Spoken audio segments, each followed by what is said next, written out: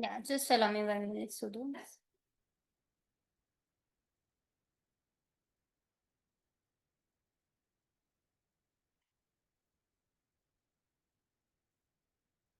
Okay, can you people see my screen now?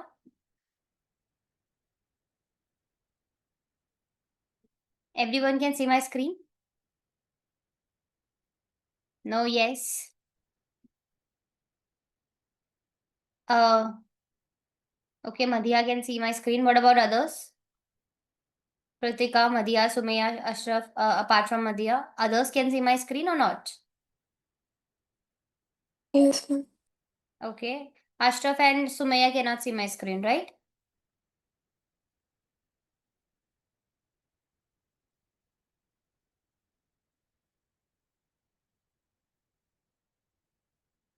Sumaya and Ashraf, can you see my screen or not?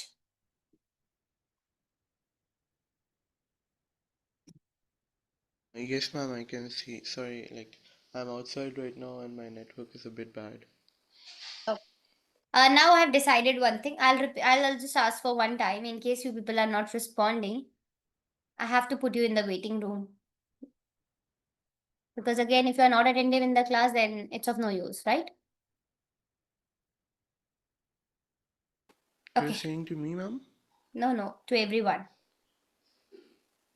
not only to you, to everyone, because I have Okay, to okay. ask multiple times.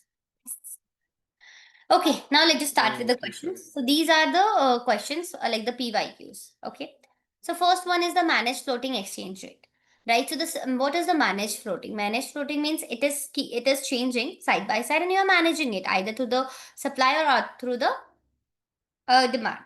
So the system of adjusting the exchange rate as per the rules and regulation of foreign exchange market is termed as managing the floating. That means you have to manage it according to the situation. Then define foreign exchange rate. So the foreign exchange rate refers to the rate at which one currency can be exchanged for the other currency in foreign exchange market. Let's just say for $1 you have to pay rupees 89. This is like in order to get $1 you have to pay this much money. This is the exchange rate. Okay, that you will give this much money and in return you will get $1, right? Apart from that, what is a floating exchange rate or defined flexible exchange rate system? So the rate of exchange, which is determined by the market forces like demand and supply of foreign currency in the foreign exchange market, is termed as flexible exchange rate, right? That means you can change the rate according to the demand and supply, right?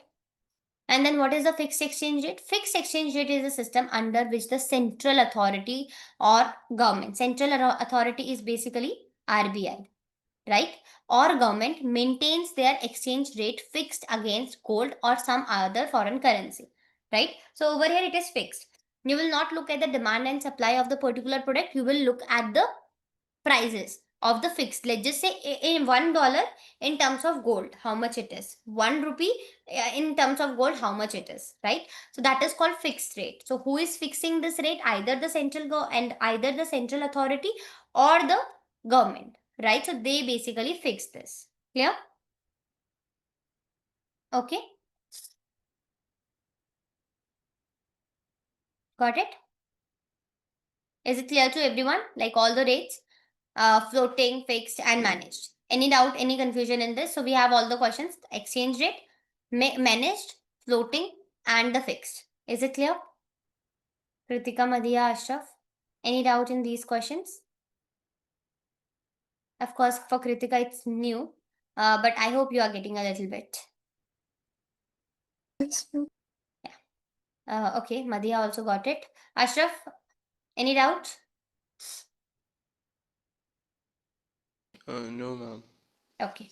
So I'll just give you 1 minute, quickly read these questions. Okay. And then we will move to the next topic. So all the concepts are clear. Foreign exchange rate, floating exchange rate, managed floating exchange rate, and fixed exchange rate. Okay. So 2 minutes for this. Read it and let me know if anything is not clear.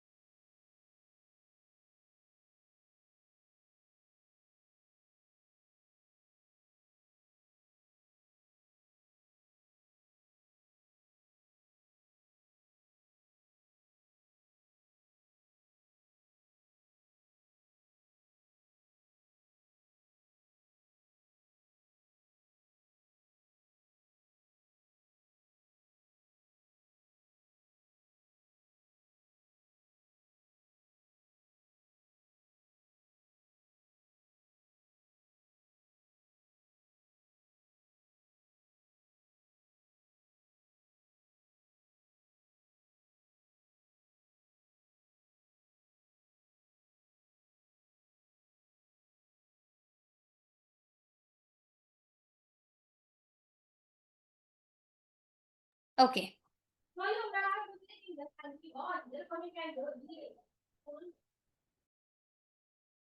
Now, what is the foreign exchange? Right? So, foreign exchange refers to the reserve of foreign currency with a country. Right? US, UK, these are all foreign exchange for India. Right? Then,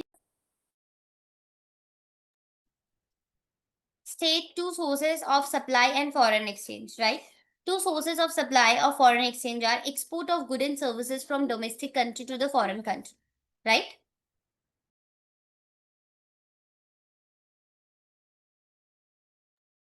Okay. So, over here, two sources of supply of foreign exchange are first of all, you want to give money to their country. Now understand this in like this. You want to give the money to the, let's just say a person from India wants to give Indian rupees to US people. Now let's just understand. What can you do? You can export, right? Export of goods and services from domestic country to foreign country, right? So over here, basically the money supply means the money should come to you. So let's just say you gave them car. What they will do? They will give you money, right? So money would be in their own currencies, not in Indian rupees, right? So that means they will give you dollars. So that means you got the money, supply of money, right? And through foreign direct investment, some of the companies they come to different countries and they invest there, right? So they will come to you and they will like, okay, we are going to invest here and all that, and they are going to invest here. So over here, that is called foreign direct investment. Okay, got the point that the two sources, there are multiple sources, but again, we are highlighting the two one. Is it clear? Any doubt till here? Kritika, Madhya, Sumaya, Ashraf, any doubt, any confusion in this? How you are getting the money, like the foreign exchange? Hmm?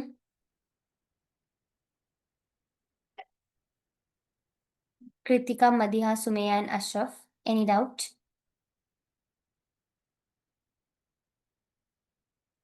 Okay. Madhya, don't have any doubt. Others? Okay. So why you people wait for 2 minutes to give the answer? What happened? Anything? Any Ashraf, I can understand he has some network issues. What about others? Madhya is also giving the answers in the chat, but what about Kritika and Sumaya? Why you are taking so long to respond? Any confusion or how it goes? Okay, Sumaya also in writing in the chat. Okay. Okay. Now state two sources of demand of foreign exchange. When would you demand? Right. So two sources of demand of foreign exchange are first of all payment of loans and interest to the international organization. Now you took loan from other country, right? Now you want to repay it. You cannot repay it in Indian rupees, right? You have to first take the money from then convert it and then only you can repay, right? So at that time you will demand for dollar, that can you please give me dollars, I want to pay the loan or whatever it is, right?